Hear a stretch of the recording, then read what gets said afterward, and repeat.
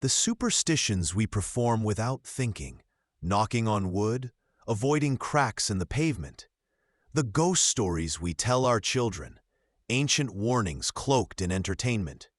The primal comfort we feel in a shared meal with loved ones, a ritual that transcends time. Their desperate need for community, for faith, for a story that makes sense of the chaos. That need is the bedrock of our own civilizations. They had no legacy carved in stone, but every seed they planted, every child they raised against the odds, every prayer they whispered in terror, built the world we now take for granted. We have more information than ever before, but perhaps we have less inherited wisdom. The sun dips below the trees, and the chill of evening seeps into your bones. Another day is done. The light is fading, and you are still alone with your burden. You sit for a long time as the single room grows dark around you, the familiar shapes of drying herbs turning into strange, hunched figures in the gloom. The smell of wood smoke and damp earth is the only scripture you have ever truly known. Your heart does not think of lungs, of disease, in the way a modern mind would. Your heart thinks of a garden. A body is a garden, tended by four humors, and his is dangerously out of season. There is too much sanguine, too much blood. His inner soil is too hot, too moist. The very quality that makes him cheerful and robust in health is now boiling over, drowning him from the inside. This is the terror of your age. You live inside a body that is a complete and utter mystery to you. That is the kind of power that belongs to God or the devil, and you have no truck with either. But you also know that faith is its own kind of magic. The boy does not need a spell to bewitch a girl. He needs a spell to embolden himself. So you turn to your bundles of drying herbs, your fingers finding the small, fragrant stalks of lavender. You tell him nothing of its true properties, that it soothes the troubled mind, that it eases a restless sleep. Your presence is the only medicine you have left to give, and it is a bitter, inadequate balm. When all the herbs are used and every whispered plea has dissolved into the smoky air, what is the role of the one who remains? Is it to pronounce failure, or to perform the last, most human duty, to simply sit in the darkness with another? The failure is immense, and it settles deep in your bones, a cold reminder of your own mortality and the terrible fragility of all life. But the act of making, of giving, of receiving, it is a ritual against the chaos inside her. You tell her of the fields outside the village, now brown and bare under the sky. The land cannot give and give, Elspeth, you explain. It must lie fallow. It must rest in the dark and the cold, to gather its strength for the spring. Your spirit is the same. It is not failing. It is a season of the soul. You give her sorrow a name that is not sin. It is a fundamental human contract, forged in fear and need, that has never truly changed. It was built, inch by painful inch, by the silent, anonymous labor of generations who knew none of its rewards. Studying them is an act of historical empathy. It dismantles the myth of the ignorant savage and replaces it with the portrait of a clever, terrified, and hopeful ancestor. By understanding their fears, of a failed harvest, of a vengeful God, of the darkness beyond the firelight, we see the ancient roots of our own anxieties. And what of them still remains in us? More than we know. Their blood runs in our veins, but so do their echoes. Ask yourself, when your entire culture is held within the minds of the living, how do you ensure its survival? You can't build a vault to protect it. You must find another soul, another vessel, and pour your own into it, hoping it doesn't spill. This transmission is a holy act, as profound and intimate as birth itself. It is the only form of immortality you will ever know. The thought is a constant, quiet terror. We, in our time, have forgotten this fragility. Our knowledge feels permanent, eternal, stored in 1,000 unthinking places. This is a section 14. You are lying on the straw pallet, but the sleep is not a peaceful one, and you drift in and out of a world painted in sweat and shadow. Beside you, your husband, Thomas, coughs. It is not the dry, dusty cough of winter, but a wet, tearing sound that seems to rise from the very roots of his soul. He turns, spitting into the hearth, and in the dim firelight, you see it. A dark blossom of blood staining the ash. You let the silence hang in the air, thick with the scent of dried yarrow and wood smoke. You could tell him to pray to Saint Agnes, the patron of young love, but his faith is already stretched thin by longing. You could give him a sprig of rosemary for remembrance, but it is not memory he wants, it is presence. You know, with a certainty as deep and old as the earth, that no herb or whispered prayer can magically bend another human will. There is no charm to ward off this blight, no prayer that seems to reach God's ear when the fever is this high. Your knowledge of herbs and humors is a flimsy wooden shield against a battering ram of plague. The feeling of helplessness is a physical thing, a weight that settles on your shoulders, pushing you down. You are not a healer in this moment. You are a witness to a battle already lost. You sit with the grieving mother, not as a woman of medicine, but as a fellow woman who understands the shape of a child-sized grave. You are not a physician. You are a witness. Then you rise and take down a small clutch of dried lemon balm. You crush the leaves in your palm, and the scent, bright, green, a ghost of summer, fills the small room. You pour boiling water over them in a simple clay cup, the steam rising like a wordless prayer. You hand it to her, and the warmth of it is an anchor. "This will not cure you," you say, your voice low. "It is just tea." We have professionalized this ancient, terrifying relationship, hiding it behind the sterile language of insurance claims and copays, behind the white coats and diplomas that sanctify knowledge. Yet the core truth remains, a fossil embedded in our modern lives. We still place our trust in those who hold the secret knowledge of our bodies. We may no longer pay with bread, but the primal vulnerability we feel in the face of sickness, the desperate hope we place in a stranger's hands, is a direct echo of that dark, smoky hut. The taste of bread, the warmth of a fire, the healthy cry of a newborn, these were not small pleasures. They were monumental victories against the darkness. Their joy was not shallower than ours. It was simply drawn from a deeper, more perilous well. What do we gain when we look this honestly at these vanished people? We gain a profound and humbling sense of perspective. We begin to see that our modern world, with all its comforts and complexities, is not a given. If you choose poorly, or if you wait too long and the final stiffness claims you in the night, it will all be gone. It will simply vanish from the earth, like a story told to no one. 100 remedies for colic, for wound rot, for the shaking sickness. The precise way to handle birthing wart so it soothes the womb but doesn't poison it. The knowledge of which mushrooms bring visions and which bring a swift, agonizing death. All of it will evaporate. Ask yourself, when the crowd turns, what matters more?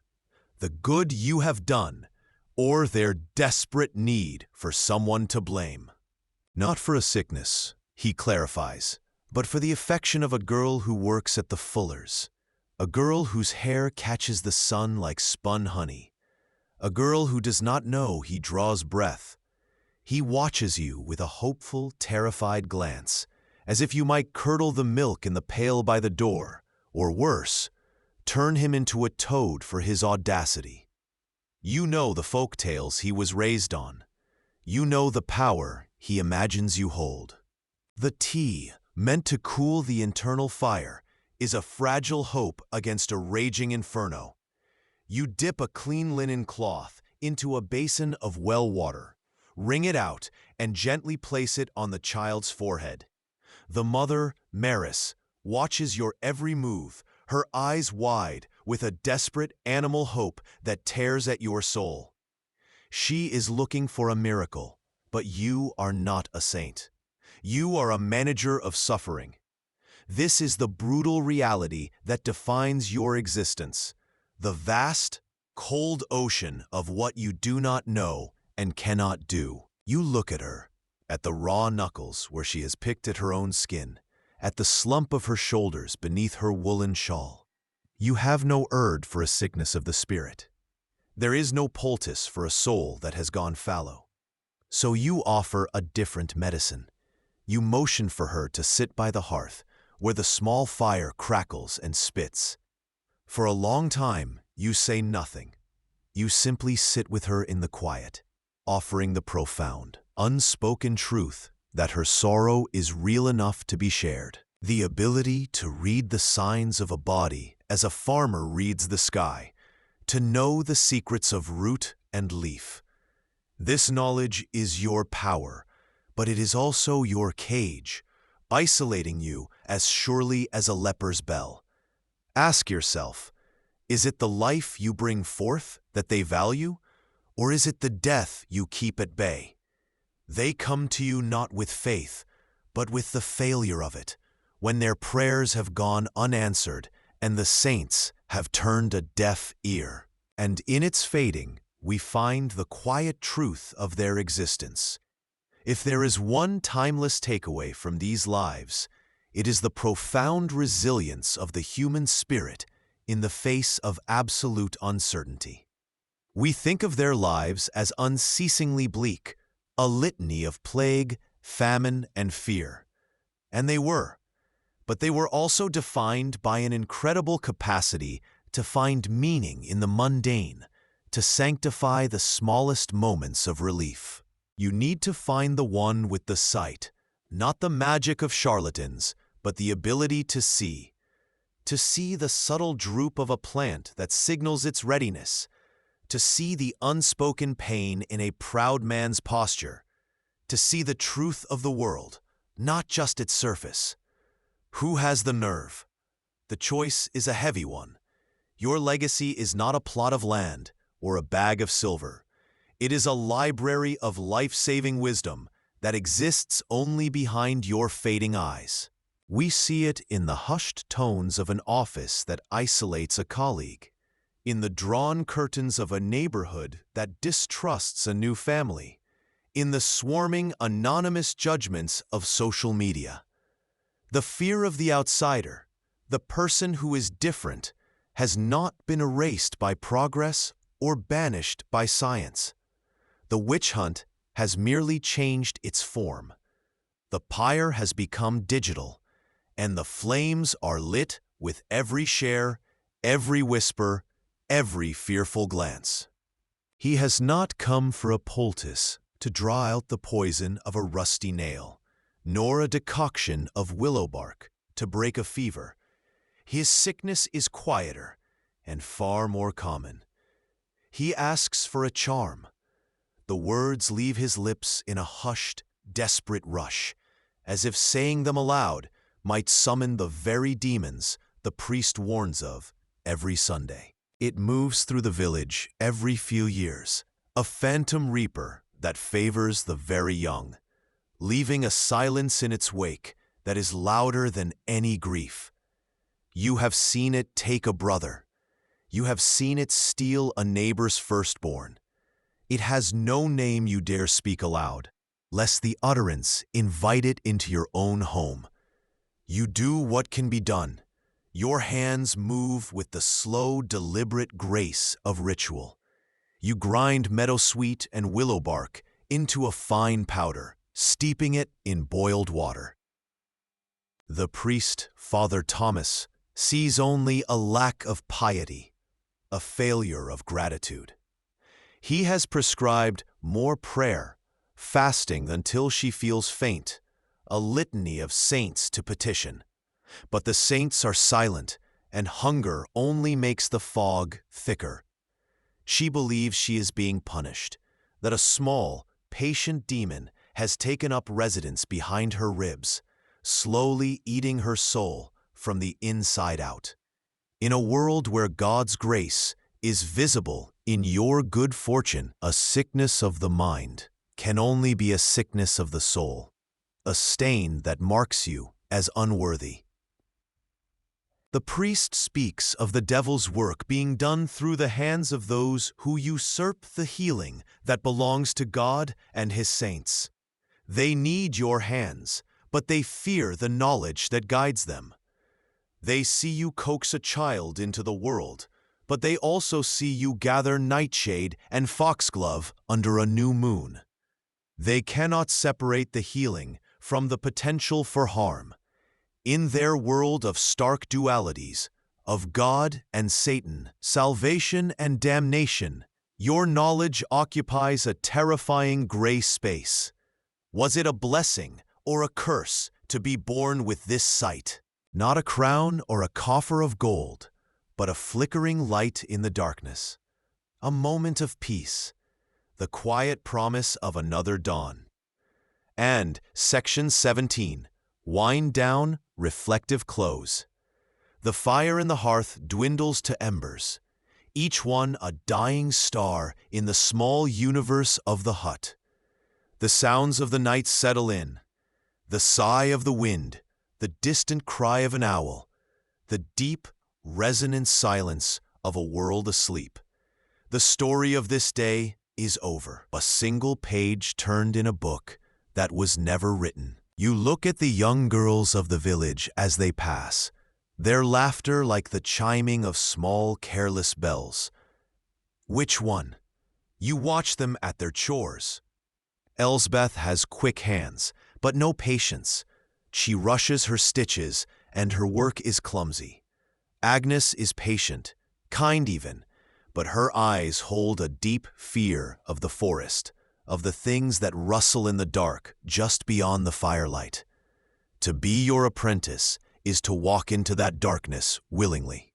Your hands can deliver a baby from the brink of death, but that same skill, if it seems too easy, too sure, can be twisted into proof of an unholy pact. Your survival has never depended on your knowledge alone. It depends on your ability to perform a constant, delicate act of humility, to remain small, unthreatening, and just lucky enough. This ritual of suspicion is not a relic. It lives on, a ghost in our modern machinery. He does not knock. People like him never do. They simply appear at the threshold of your hut, a shadow detaching from the twilight, their hope and their shame warring in their downcast eyes. He is young, barely a man, with the kind of earnest fear that only unrequited love can carve into a face. He shuffles in, his worn leather shoes silent on the packed earth floor, his hands twisting the hem of his woolen tunic into a knot. You see the pulse beating in his throat, a frantic little bird trapped in a cage of bone. Chapter 8. The Wall of What Cannot Be Done. The heat that greets you is not from the hearth. It's a dry, devouring warmth that radiates from the small bundle cradled in her mother's arms. The child is barely 3 years old, a wisp of a thing now burning like a coal. Her skin, once as soft as new lamb's wool, is a terrifying map of angry red pustules. Each one is a seal, a mark of the sickness you know all too well. She speaks, and her voice is a dry whisper, like leaves skittering over cold stone. Her husband, a good man, has not raised his hand or his voice. Her children are fed, and their cheeks are rosy from the crisp air. The harvest was decent. By every measure the village uses, by every prayer of thanks whispered at the church, her life is blessed. Yet she describes a fog, a great gray sadness that settled in her bones sometime after the last child was weaned. It has no cause you can put a name to, no wound you can staunch. Your cottage sits at the very edge of the village, where the tilled fields give way to the wild woods. It is a deliberate placement. You live at the edge of their society, a necessary shadow. You are welcome in their homes during the desperate hours of crisis, a fevered child, but difficult birth, a bone that needs setting. But in times of peace, in the bright light of day, their gazes are wary. The children are hushed when you pass. We forget the deep, resonant joy that can be found in simple things, a warm meal, a safe home, the feeling of a day's work well done. Your life is a testament to the fact that meaning is not found in the extraordinary, but in the consistent, compassionate, and necessary. As you chew the dense bread, you look into the fire. It is a portal to an ancient, shared human experience. For thousands of years, this has been the reward at the end of a day of struggle. You know what the feel of a coming birth in the tautness of a woman's belly, the look of a death fever in the glassiness of a child's eyes. This wisdom is not yours. It was passed to you by a woman with hands just as worn, who spoke to you in whispers while shelling beans by the fire. She, in turn, learned it from her grandmother. This chain of knowledge is a sacred, living thing, more precious than any lord's charter, because it is written in memory, not ink. And it is mortal. They don't have to believe you are a witch. They only need to fear that their neighbors might. One bad harvest, one stillborn calf, one summer storm that turns the crops to mud, and that fear will demand a sacrifice. Your reputation is your only shield against the world, and it is as fragile as a dragonfly's wing. You feel it tearing now. This is the terrible paradox of your existence. You are the source of health and the scapegoat for misfortune. In a world governed by saints and kings, your power comes from what you do not say, a strange and lonely kingdom of unspoken truth. But here it is, in the dirt-floored reality of your hut, smelling of herbs and blood. It is the application of skill and unwavering attention to another's pain. It is the quiet assertion that one person can stand between another and the abyss. Here, you must ask yourself, what is more holy? A chant sung in a cold stone church, or the warmth of a hand that knows, without words, exactly how to stop the bleeding? This is a reminder that the most profound acts of humanity are often small, mundane, and desperately necessary. The knock on your door is not a sharp rap of urgency, but a soft, hesitant brushing of knuckles, as if the person on the other side is already apologizing for taking up space. You open it to find Elspeth. The sun of late autumn is bright and brittle today, making the world sharp and clear. But it doesn't seem to touch her. Her eyes are the color of a winter river, deep and still, with a hollowness at their center that seems to swallow the light.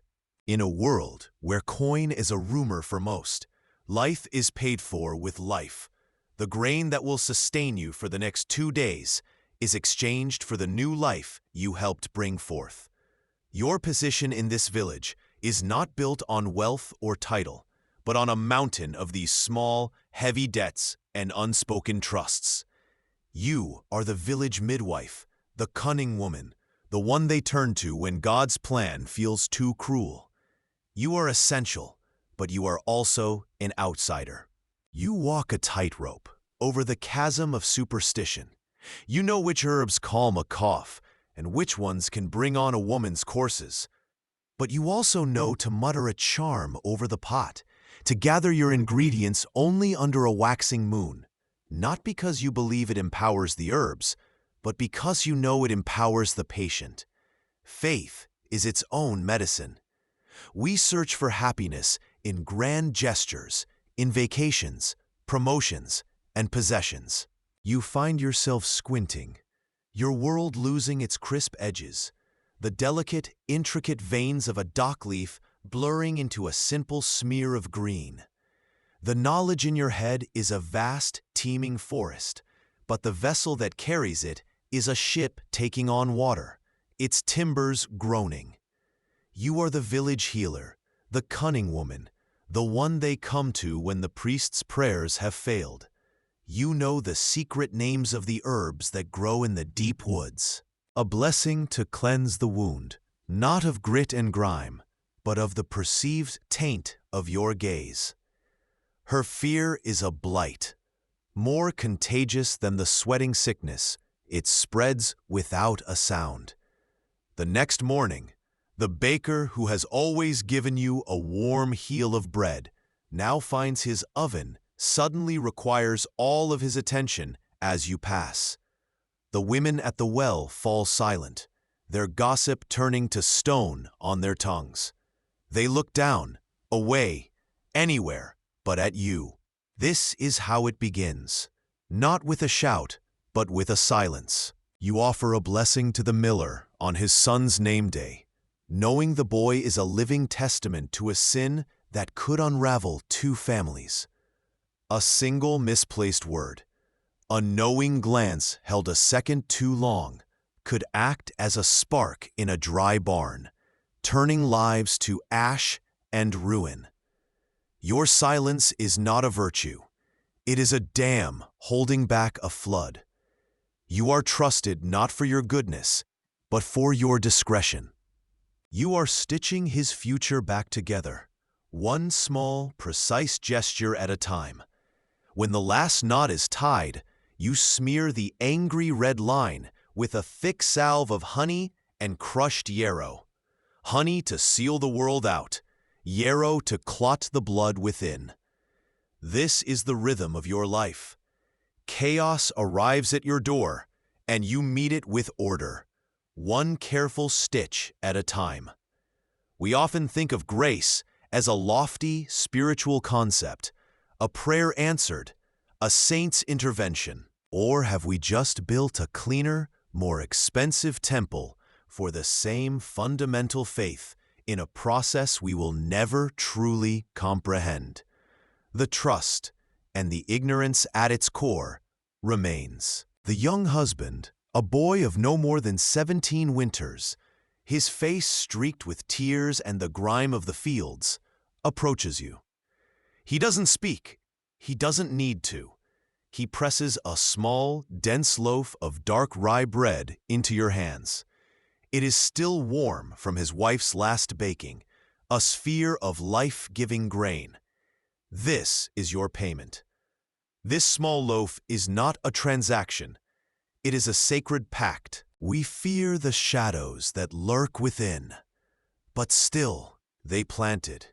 In the face of famine and frost, they pushed seeds into the soil, and in the end, in our own way, against our own darkness, so do we. Their names are lost to the dust, but their stubborn hope, planted in the dark earth like a seed, is the world we inherit. It's a melancholy truth that your success is a quiet rebuke to the priest's prayers, a fact that breeds as much suspicion as it does gratitude. You know that the same hands that offer you a loaf of bread in daylight could be the ones holding a torch to your door in darkness, should the harvest fail or the milk sour. Ask yourself, was it the willow bark that saved Ilara? Or was it her belief that something, anything, could be done? Your remedies are a strange alchemy of inherited knowledge and desperate hope. They are no longer the hands that could pull a calf from its laboring mother with brute, certain strength, nor the hands that could grind yarrow into a perfectly fine powder without a single tremor. Now, they are maps of a life lived too hard. The knuckles are swollen, a painful rosary of joints that ache with the memory of every cold winter. A faint, uncontrollable tremble has begun in your right thumb, a tiny betrayal that makes threading a needle an exercise in mounting frustration. It is not a gasp of concern for her son's pain, but of horror at your proximity. She scoops the boy into her arms, her body a rigid shield between him and you. For one searing heartbeat, her eyes lock onto yours, and in their depths you see a fear so profound it is almost a curse. Then she turns her back. She rushes past your cottage, her footsteps heavy with purpose, pointedly ignoring your offered help as she makes for the priest and his holy water. She doesn't need a remedy. She needs an exorcism. To see the rot beneath the floorboards of every home is to never again stand comfortably within their walls. To know everything is to be truly alone. Ask yourself, which is the greater burden? The secrets you are told, or the silence you must keep? Every interaction becomes a performance. You smile at the blacksmith in the market, a man praised for his strength and good humor, and the ghost of his wife's bruise makes your own arm ache. You know the Gauls carry the forest's own austere magic, a bitterness that purifies, a property that makes the thread an enemy to the invisible demons of rot. Your movements are economical, practiced, a quiet ritual against the body's rebellion.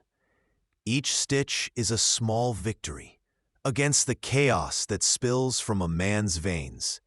You are not just mending flesh. You are mending his ability to swing that scythe again, to haul the grain, to feed his wife and the new child whose cries you can sometimes hear on the wind.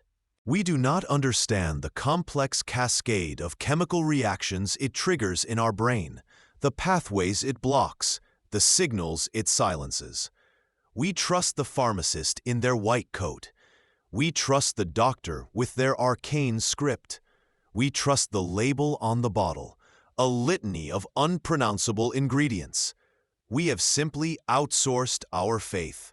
We've moved it from the village healer, whose hands smelled of dirt and herbs, to the sterile, faceless pharmaceutical industry.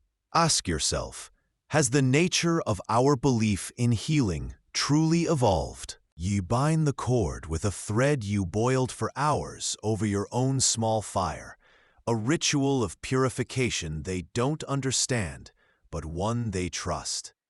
You wrap the small, squirming bundle in a piece of worn but clean linen and hand it to its mother.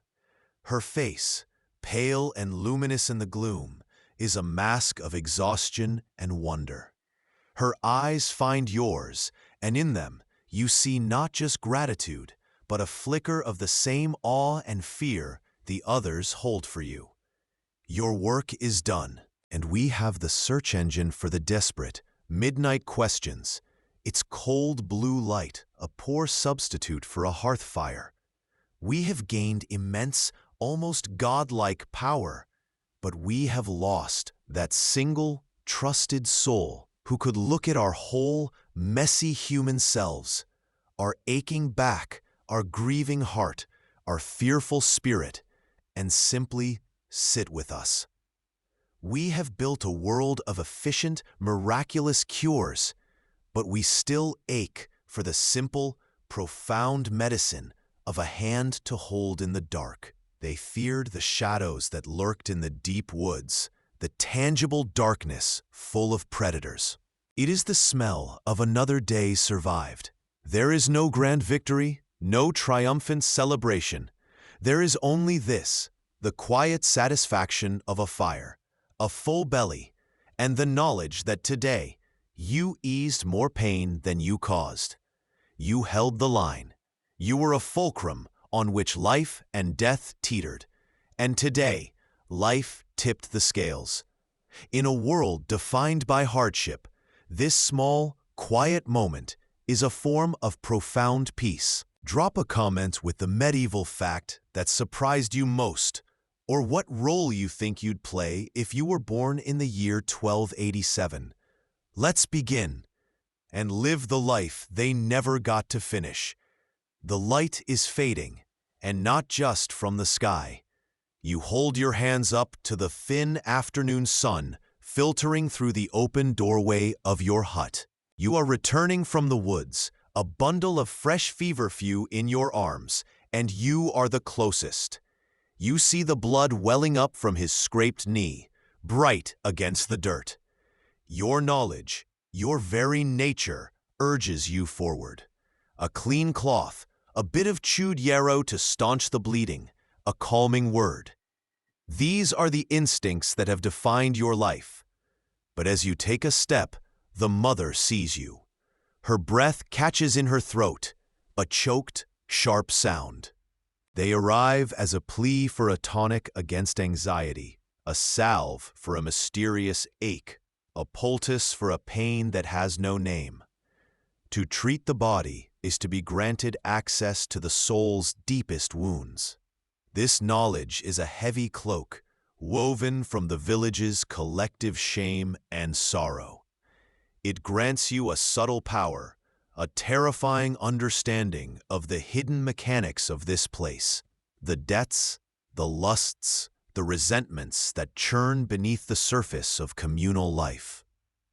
But it also isolates you completely. It is not the jagged, dirt-filled tear of a boar's tusk or the hidden, festering splinter that breeds blackness under the skin. A clean wound is a declared war, and you know its battle lines. You waste no time. You pour boiled, cooled water over the wound, ignoring his sharp hiss of pain. Pain is merely a messenger, and you have already received its tidings. With a needle fashioned from the polished wing-bone of a goose, and thread you have simmered in a pot with oak galls for their biting tannin, you begin to stitch. Your work is a constant dance on the edge of understanding, guided by tradition and a desperate hope that what worked for your grandmother yesterday will work again for this boy today. Every remedy is a prayer whispered to the earth, a bargain with forces you can only sense, never see.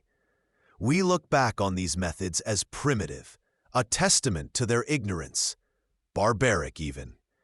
Yet are we so different? We take a pill for a headache, a small white disc of compressed powder, and we trust. The baby, slick and silent at first, finally wails, a thin, sharp cry that cuts through the tension in the smoky hut like a blade. The room exhales in a single shuddering breath.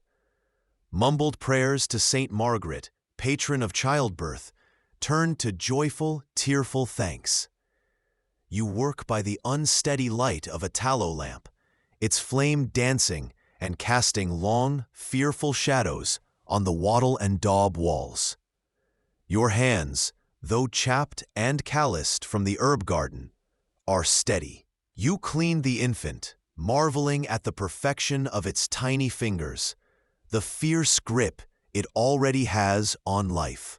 You are the one they ran to when God seemed too far away. Have we truly evolved past you? Or have we just fractured your role into 1,000 different specialists, each one insulated from the other? We now have the doctor for the body, sterile and clinical, mapping our blood and bones. We have the therapist for the mind, untangling the knots of our modern anxieties. We have the pharmacist for the remedy, a transaction of pills in plastic bottles. A quiet, mortal miracle. Now the loaf of bread from that morning's birth sits on your simple table. It was a gift from the new mother, a woman whose first two babes were claimed by the blue-lipped cold of infancy. This one, you helped turn in the womb. You cut the cord with your own sharp knife, and your slap was the first violence and the first mercy the babe knew. The loaf is coarse, heavy with rye. You break off a piece. The smell of grain and smoke fills your small hut. We will explore how they survived, what they believed, and why their fears shaped the rituals that gave their lives meaning. It's a world of profound faith and crushing superstition, where the line between a saint and a devil, a remedy and a curse, was perilously thin. Here, survival wasn't an abstract concept. It was the first and last task of every single day. If you love immersive, real storytelling about survival, belief, and forgotten lives, hit like and subscribe. It helps more than you know. Her piety is a garment she wears like chainmail, but you can see the fear trembling underneath. It's the deep, primal fear of the unknown, of a new well whose water might be cursed, of a new lord with new cruelties, of new neighbors whose godliness has yet to be proven. A week later, it happens. A triviality, a moment that should be forgotten as soon as it ends. Her son, a small boy with his father's solid frame, trips over a loose stone near the tannery. His cry is thin and sharp. You know that the miller's miracle child, born after 7 years of a barren marriage, has the Lord's startling blue eyes, not his father's muddy brown. You know the young Reeve's son, praised for his piety, seeks not God in the woods, but the company of the stable hand. You know which husbands drink the harvest away, which wives are starving not for bread, but for a kind word, which pious widows pray for their late husbands to burn for their sins. These confessions are never direct. He holds out his hand, wrapped in a blood-soaked rag that has already surrendered its fight, a slip of the scythe. He doesn't need to say the words. The wound speaks its own terrible language. You guide him to the stool by the low burning fire. As you unwrap the rag, the coppery scent of fresh blood fills your small hut, a perfume of misfortune. You peel it away carefully. It's a deep, clean cut, a gruesome smile across his palm. This is a comfort. A clean cut is a knowable thing, an honest injury. But you have one last resort, a secret whispered from healer to healer. You go to the bread box and retrieve a loaf left in the damp. On its surface, a bloom of gray-green mold, a tiny, foul-smelling forest. You scrape it off, mix it into a poultice with more bread, and apply it to the festering cut. You have no concept of penicillin, no understanding of bacteria or antibiotics. You only know that sometimes, by a grace you cannot name, the sacred rot of the bread consumes the profane rot of the flesh. We imagine history through the lens of grand battles and royal decrees, but the most common and desperate fight was waged right here, on a dirt floor, between a mother, a child, and the woman who dared to intervene.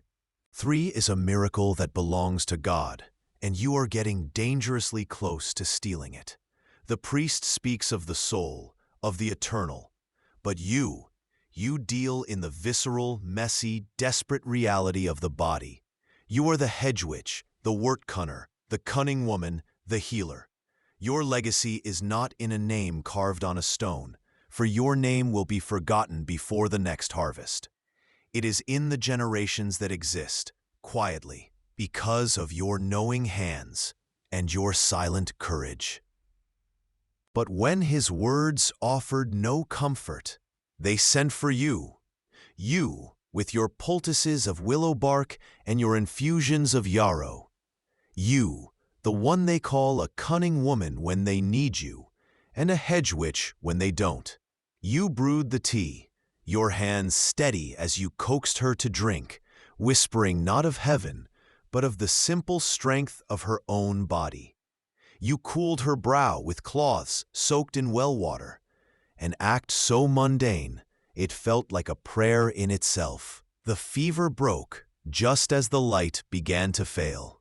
This is a story of the marrow, the deep and often desperate truth of daily life for the vast majority of people who lived and died in a world lit only by fire. We will walk in their worn leather shoes, feel the gnawing hunger in their bellies, and listen to the prayers they whispered against the encroaching dark.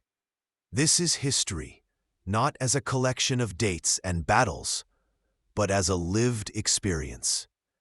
A ghost story where the ghosts are our own ancestors. You notice the cart first, its wooden wheels groaning as they sink into the damp earth of the village track. A new family.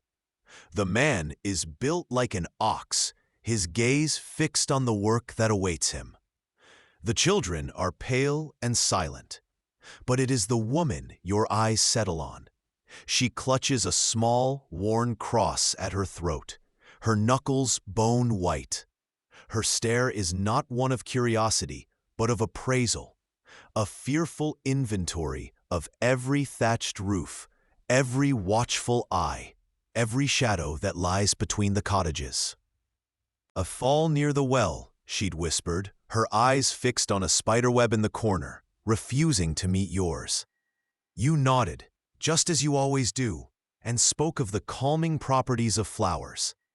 You are the keeper of unspoken truths. In a village where every life is a story told in public, at the market, in the churchyard, over the back of a fence, you are the sole repository of its private, unholy gospels. You are the confessor without a cross, the judge without a gavel. Section 7. A common wound, a simple grace. The knock on your door is not a knock. It is a frantic, muffled drumming, the sound of a fist wrapped in cloth, a sound of pure urgency. You are not surprised. The harvest moon is rising, and the scythes are working from dawn until the last ray of light deserts the fields. When you pull the door open, he practically falls inside, a boy no older than 20, his face ashen, his eyes wide with a pain that is deeper than the flesh. You grind it into a fine powder, mix it with a dollop of lard, and hand it to him with instructions spoken in a low, certain tone. It is a fragile, embryonic form of science, born not of theory, but of observation and 1,000 desperate trials. Later, a mother brings her son, his leg wrapped in a dirty rag. A fall from a fence post, a simple cut, now angry, red, and weeping. You unwrap it, and the smell of sickness fills the air, sharp and foul. You look at the wound, and you see death's calling card. It was a craft of intuition, inherited knowledge, and profound faith, not just in God, but in the earth itself.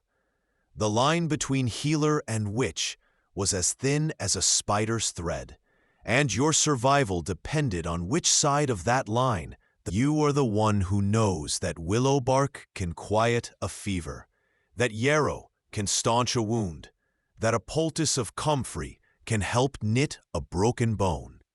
Your knowledge is a river, fed by your mother and her mother before her, a current of wisdom that flows outside the sanctioned texts of the monastery.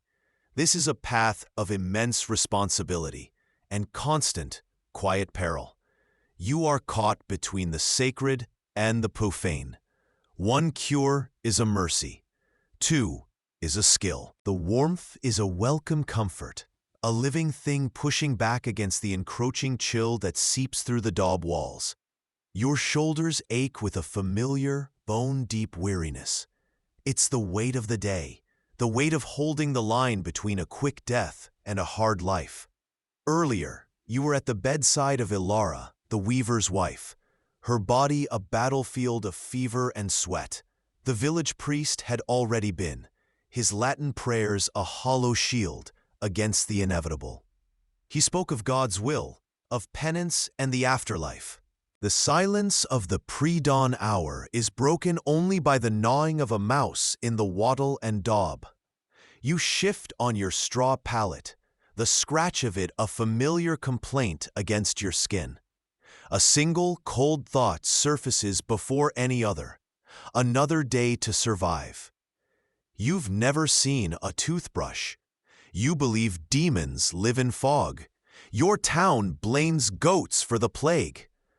Welcome to the Middle Ages. This isn't a story of kings in their castles, or knights clashing in fields of glory. Yet, there is a deep, grounding peace in this cyclical life. To be so intimately connected to the seasons is to understand your small place in a vast, ancient pattern. Ask yourself, in gaining our freedom from the soil, what fundamental sense of belonging to the world did we lose? The pouch of dried chamomile you gave her is still on the table, a small, lumpy offering against the coming night. But it wasn't a sleep tonic Elspeth truly came for. You both knew it. People don't just bring you their wounds, they bring you their secrets, wrapped in the thin linen of a plausible complaint. Her complaint was a recurring headache, a tightness in her shoulders. The secret was the shape of her husband's fingers, bruised purple on her upper arm, hidden beneath her sleeve. A simple, undeniable truth he cannot yet forbid. The damp has settled deep in his bones, a cold guest that will not leave. For him, you take a piece of dried willow bark. You don't know of salicylates, of anti-inflammatory properties. You only know the story, passed down like a saint's life, that this tree's skin can quiet a body's screaming aches. You place it in the mortar and begin to grind. The pestle's rhythm is a steady heartbeat in the quiet cottage, a prayer of dust and pressure. The child is stuck. You can feel it. Panic is a weed, and it is growing fast in this room, threatening to choke what little hope remains. You must be the steady hand that pulls it out by the root. Was it your knowledge they trusted, or the weight of your mother's name behind you? And does it even matter when a soul hangs on the strength of your grip? This is the reality of medieval medicine, a world without sterile fields or anatomical charts, a necessity born of a world that was both intimately, suffocatingly connected and terrifyingly ignorant. You are the community's immune system, its living repository of practical grace. When a child's cough turns into a wet, ragged gasp in the dead of night, they do not run to the church. They run to you. When a young wife's labor stalls, her screams echoing off the stone walls, it is your hands they seek. Drop a comment with the medieval fact that surprised you most, or what role you think you'd play if you were born in the year 1287. Let's begin and live the life they never got to finish. Section 16. A fire in the hearth. The day ends. The sun, a smear of blood and rust, bleeds across the horizon, and you sit by your small fire. The flames lick at the dry peat, spitting tiny embers that die in the gloom of your hut. The terror of an enemy you can't see, or the endless responsibility of an enemy you can see all too clearly in the mirror. You are as much a farmer as the man in the fields, but your crop is health. There is no work-life balance, only life, and the work required to sustain it. The idea of leisure would be as foreign as the concept of a microbe. Your rest is found not in inaction, but in the simple, repetitive grinding of a root in a mortar, the slow stirring of a poultice over the fire.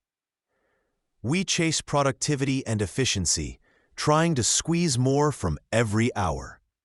We see this medieval rhythm as a form of drudgery, a larder filled only by the grace of others, or a life so independent that no one owes you a thing. It is the ancient war between the written word and the spoken tradition, between the celestial decree and the earthly remedy. When the structure that promises to save your soul also seeks to crush your wisdom, where do you place your faith? In the cold stone of the church, or the living soil beneath your feet? You pluck another handful of chamomile. The soft petals cool against your calloused fingers, and you do not look up. To meet his gaze would be to accept the battle, for now you are just a woman gathering flowers. They are the worn, familiar weight of a stone mortar and pestle, its hollow smoothed by your mother's hands and her mother's before that.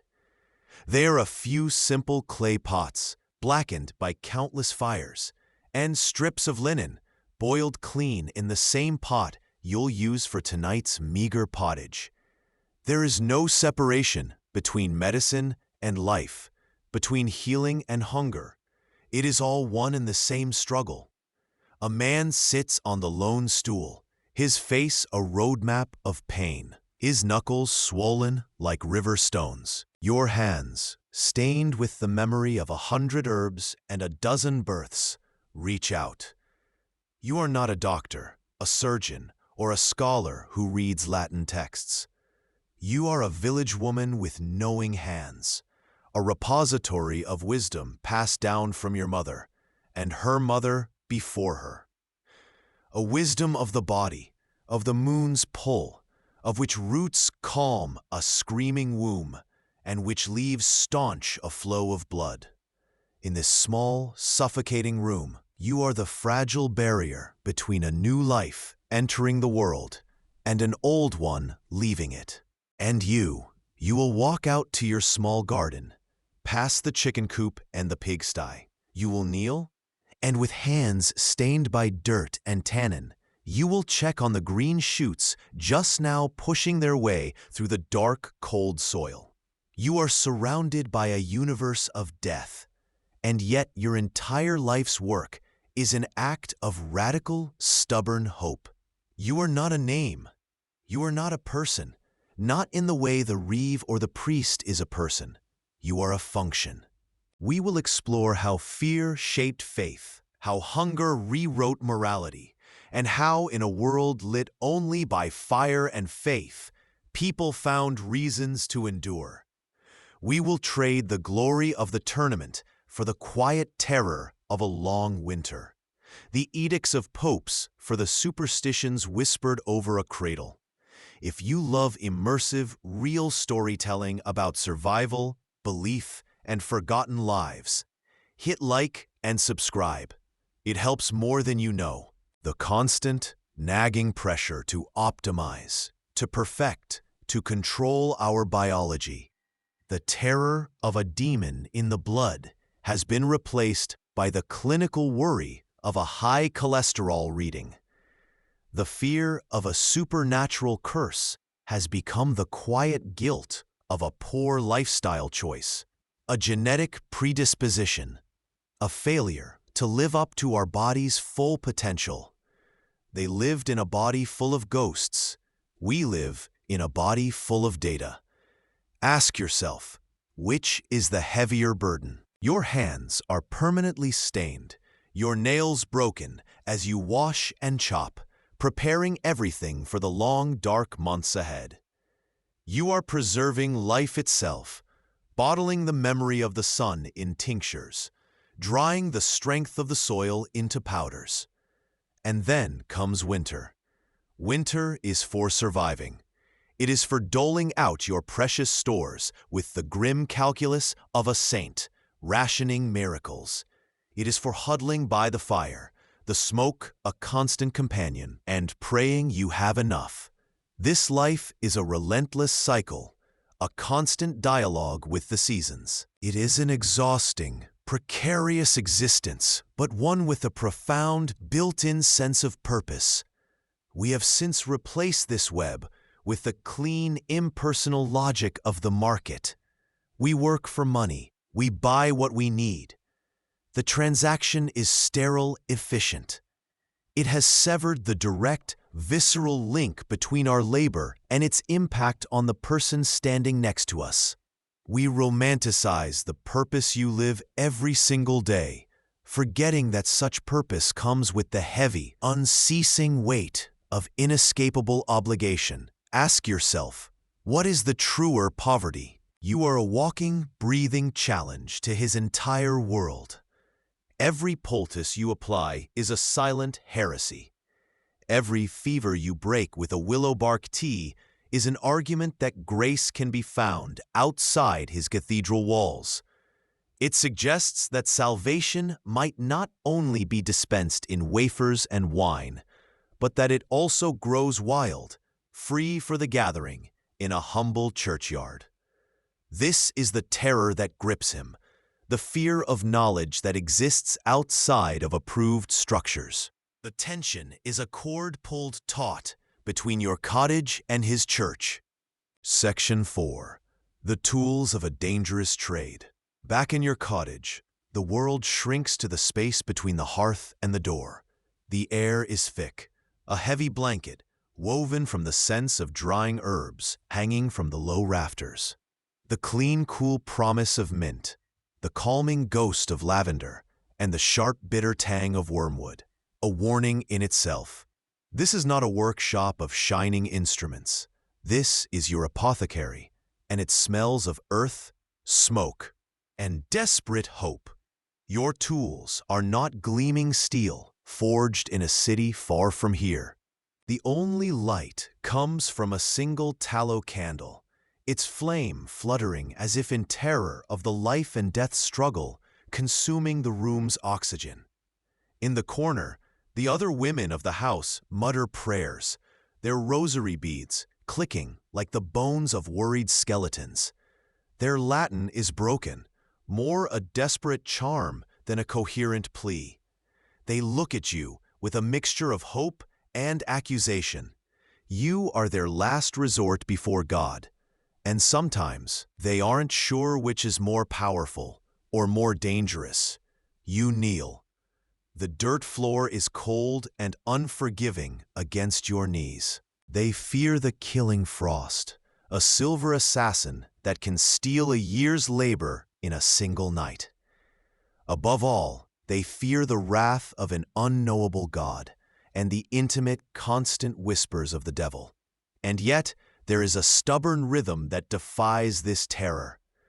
Tomorrow, the farmer will rise with the dawn and sow his fields, trusting the soil one more time. The new mother will press her face to her swaddled child and sing a lullaby against the encroaching dark.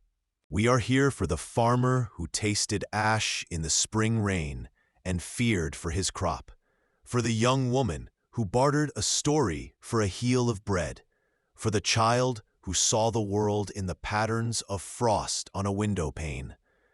This is Sleepy History, a place where we listen for the whispers between the lines, where we walk through the muddy lanes and feel the biting wind, where we seek to understand not the politics of the throne, but the profound, desperate, and beautiful business of human survival. This is the tragic irony of their medicine. The cure is often a quieter, more methodical killer than the disease. We have since banished these ghosts. In an age of MRI scans and genetic sequencing, we have mapped the human body down to its very code. The body is no longer a haunted house, but a complex, knowable machine. We have traded their miasma for our microbes, their humors for our hormones. But this victory has come at a cost. We have traded the fear of the unknown for the anxiety of the known. The air in your cottage grows thick and sweet with the scent of drying herbs. Yarrow for staunching blood, meadowsweet for fevers, St. John's wort harvested at its peak potency on its holy day. A charm of captured sunlight against the melancholy of the dark. You work until your back screams, because a day of rain or a week of damp can turn a life-saving harvest into a pile of useless rot. Autumn is a surrender to the earth. The work goes down into the soil, digging for the gnarled, bitter roots of burdock and elecampane. As long as you can deliver a healthy baby, set a bone, or offer a prayer for the dying, you will eat. Your well-being is a direct and brutal reflection of your usefulness to others. But this web holds you fast. You are owed, but you are also forever indebted. To leave would be to tear the fabric, to erase your own value from the only ledger that matters. You cannot be forgotten because you are too enmeshed in the lives of others to ever be discarded. He is a fearful one, haunted by the fragility of the human soul. His world is a fortress built of doctrine and ritual, its walls defended by Latin prayers and the rigid authority of the Church. In his mind, all true healing, all salvation must flow from a single sanctified source, from God through his priests. Any power that bubbles up from the earth itself, from the mud and the leaves and the accumulated wisdom of grandmothers, is a rogue current. It is an untamed, feminine force in a world he is desperately trying to control through masculine order. Their survival was written not on parchment, but on the very leaves of the trees that sheltered them. They didn't need a clinical trial to know that chamomile soothed an infant's colic. They had generations of quieted cries as their proof. His lantern casts dancing, monstrous shadows on the wattle and daub walls of the village huts, making the known world a bestiary of imagined threats. The air is thick with the smell of damp earth, wood smoke, and fear, a scent as common in these lanes as the mud itself. Inside, the scene is one of primal chaos. A young woman, barely a woman at all, is writhing on a straw pallet. Her face, usually flushed with the vigor of youth, is pale and slick with sweat. The air is heavy, tasting of iron and effort, so thick you could choke on it. O waiting one, the world beyond your small wattle and daub wall is vast and filled with terrors, both seen and unseen. They are specters that haunt every waking moment and poison every dream. You see them in the anxious eyes of your neighbors. They fear the plague, a foul breath that travels on the wind, indifferent to prayer. They fear the famine, a gaunt shadow that visits when the rains fail or the sun is cruel. They fear the wolves, whose howls from the deep woods are a reminder of the thin veil between your world and the wild. You believe demons live in fog. Your town blames goats for the plague. Welcome to the Middle Ages. This is not a story of kings or of knights in shining steel.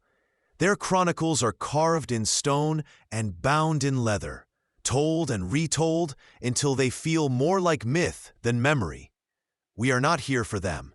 We are here for the ghosts, for the names the scribes never recorded. The cut is swift, practiced. You watch the blood, impossibly red, spill into a wooden bowl. It is a terrifying, holy moment. You are not just removing blood. You are releasing the fever, pouring out the imbalance, giving the ghosts that plague him a way to escape. It is a desperate, tangible act in a world of invisible threats. It feels, for a moment, like control. It is an act of faith in a theory, one that will likely leave Thomas weaker, hastening his journey to the grave. In spring, while the men are turning the heavy, wet earth in the common fields, you are on your knees in the woodlands. Your eyes, sharp from a lifetime of searching, scan for the first tender shoots of coltsfoot pushing through the leaf litter, a balm for the winter coughs that still echo in the village. You gather wild garlic, its sharp promise of restored vitality, a prayer against the lingering weakness of the hungry months. Summer is a frantic race, a desperate chase against the sun. The turnips, left on your doorstep before dawn, spoke for him. They say, "You were useful, you are still of value." This is the currency of community. It is a patchwork quilt, sewn from the crises and triumphs of your neighbors' lives. Every salvaged item in your hut is a story, a debt paid, a favor owed. This system is not about profit. It is a web of mutual obligation, as intricate and tangled as a spider's silk. It is both a safety net and a cage. When he speaks of these things, of potions brewed under a new moon and poultices made from unholy weeds, you feel the eyes of the congregation drift towards your small cottage at the edge of the village. They are not hateful eyes, not yet. They are curious and laced with a new kind of fear. The same people who seek you out in the dead of night, whispering of a child's burning fever or a husband's festering wound, now shift uncomfortably in their pews, their gratitude curdling into suspicion. He is not an evil man. You know this. Ask yourself, was the scholar with his ink-stained fingers debating the number of angels that could dance on the head of a pin more learned than the woman who knew which mushroom meant a full belly and which meant a final, agonizing communion with the earth? Today we label her knowledge ethnobotany, or alternative medicine. We treat it with a detached academic curiosity or a dismissive skepticism, forgetting that for 1,000 years this was not alternative. It was simply medicine. It was the only shield they had against the relentless siege of fate. HTTPS. The first cry in the dark. The summons comes without a word, a frantic pounding on your cottage door that is a language all its own. You are already awake. You are always half awake, listening for the sounds of a world that needs mending, for the bleating of a lost lamb, or the first cough of a fevered child. Throwing a coarse wool cloak over your shoulders, its familiar weight, a meager armor against the night, you follow a panicked young husband. Drop a comment with the medieval fact that surprised you most, or what role you think you'd play if you were born in the year 1287. Let's begin and live the life they never got to finish. Title: The Gardener's Hope. You look out from your cottage door one last time. The air is cooling, carrying the scent of wood smoke and damp earth. Out past the church, beyond the tilled fields, the village is settling into the deep, star-dusted quiet of the rural night. But this is not a peaceful silence. It is a listening silence. Chapter 1. Introduction. A rat scurries over your foot in the dark, and you don't flinch. It's just another mouth in a world of endless, gnawing hunger. The air, thick with the smell of wood smoke and damp wool, carries the distant, rhythmic clang of the blacksmith's hammer, a sound so constant it has become a part of the silence. Outside your wattle and daub wall, a dog barks, a sharp, lonely sound that is swallowed by the morning mist. This is not the grand tapestry of history. It is the single frayed thread of your life. You've never seen a toothbrush. It is an act of defense against an enemy you cannot see. Born from a correct observation that sickness clusters around filth for an entirely wrong reason. This fundamental ignorance is a source of constant, low-grade terror. And so, when the physician's expensive advice fails, the barber surgeon is called. He is a craftsman, not a scholar. His world is one of sharp steel and warm blood. He sees the excess sanguine humor not as a concept, but as a problem to be drained. He ties a leather strap around Thomas's arm, and the vein rises, a dark blue river beneath the skin. The bill for lauds has long since faded into the birdsong of a false spring. But you do not mark your days by the prayers of men in stone towers. Your clock is the stiffness in your own bones, the slant of the light through the wattle of your wall, and the slow, agonizing greening of the world outside. The wheel of the year has turned again, and it demands its price in sweat and vigilance. There are no days off. Your work is dictated by the sun and the soil. These oats are the echo of that first cry, a payment in survival for a life you helped shepherd into the world. Your gaze falls upon a basket of turnips, their skins wrinkled and tough. They smell of cold earth. They are from Thomas, the farmer whose hand you stitched closed when his scythe slipped during the harvest. You can still feel the shocking warmth of his blood, the way his knuckles were white with pain as you drew the pig gut thread through his flesh. He never spoke a word of thanks. He didn't have to. They are a blessing from the soil, a gentle medicine for fretful children and mothers exhausted by childbirth, a gift. But from the stone archway of the sacristy, he does not see a gift. He sees a threat. His Sunday sermons have become a drumbeat of warnings. He speaks of the devil's cunning, the snares he lays for the unwary soul. He rails against folk magic and women's superstitions, his voice rising with a desperate fervor that echoes off the cold stone walls. God put the cure beside the curse. You just have to look.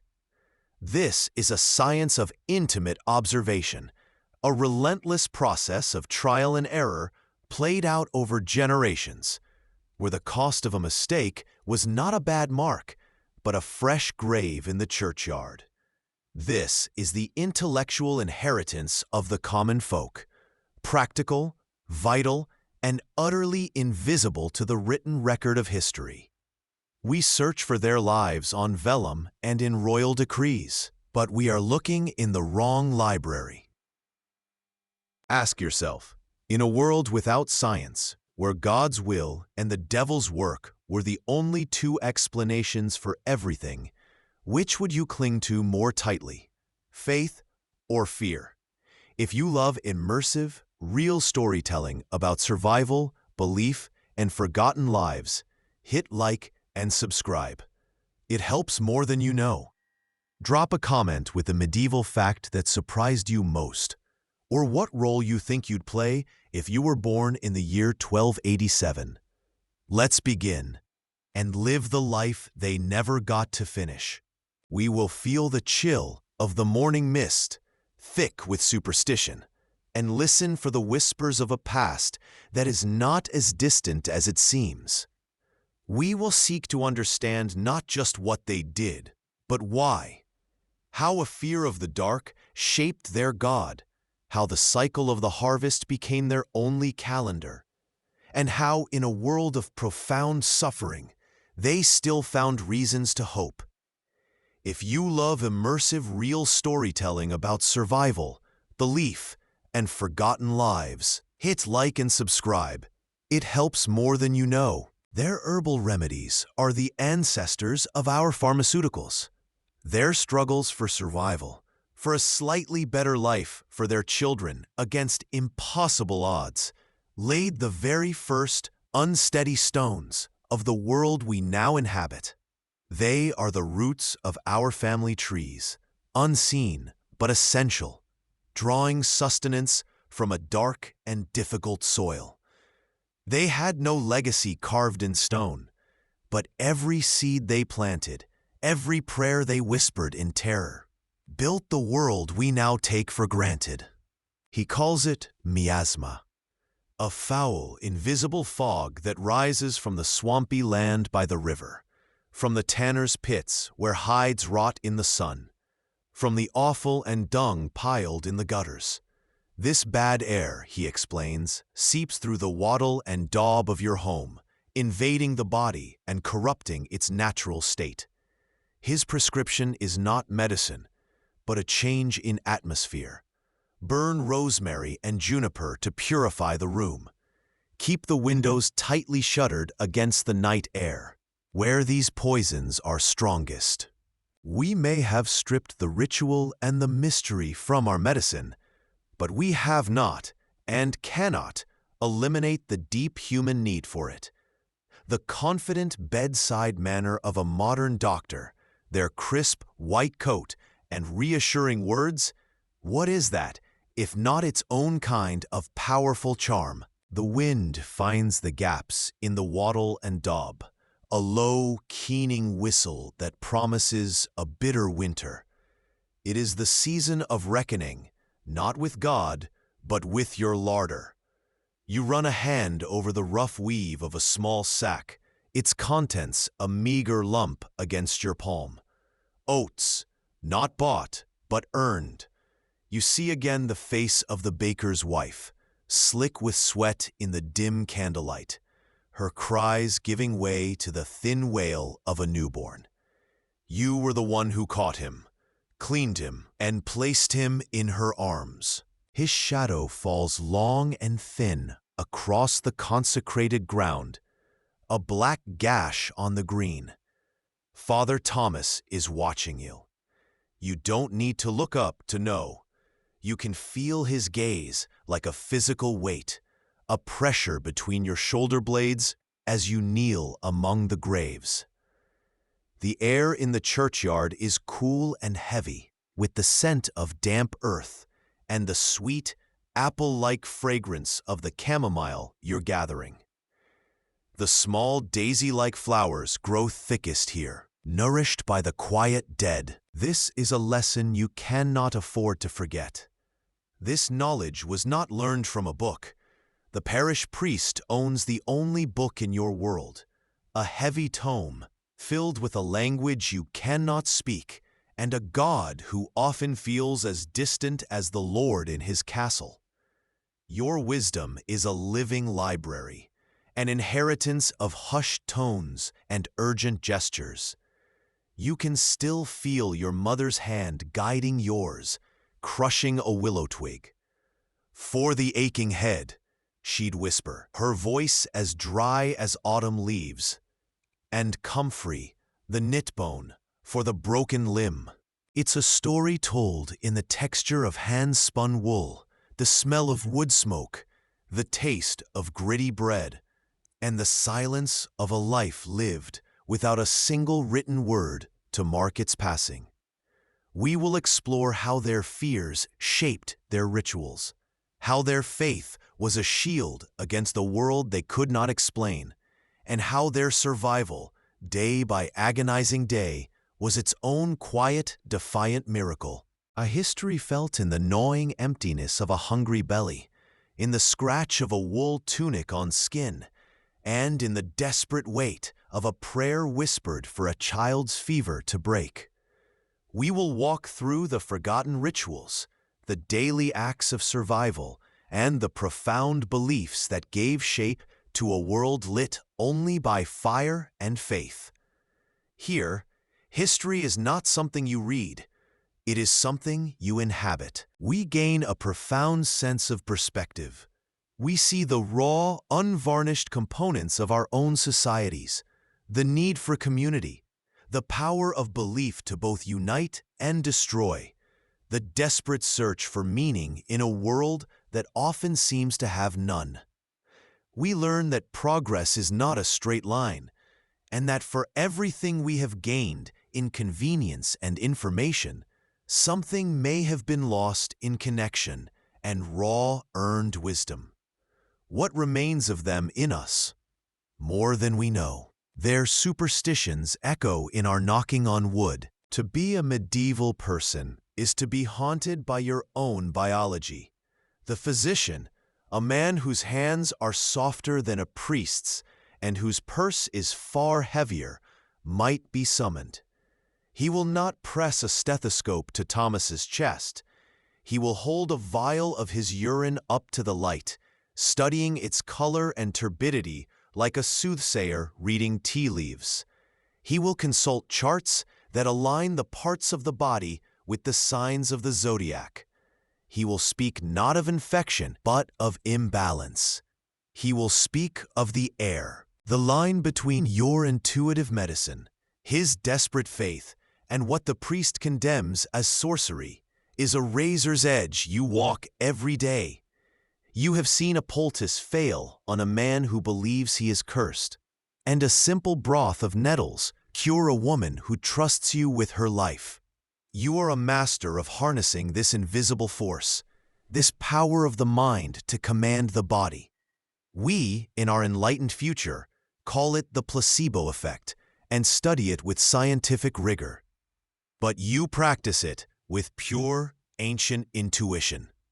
The moment of admitting, "There is nothing more I can do," is a timeless, humbling agony that connects the most advanced technology to your simple, desperate act of placing a damp cloth on a fevered brow.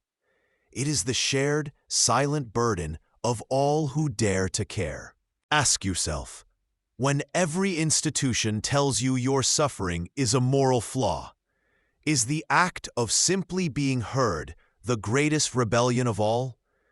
The knowledge that you are not alone in your darkness might just be the one thing that helps you survive until the sun feels warm again.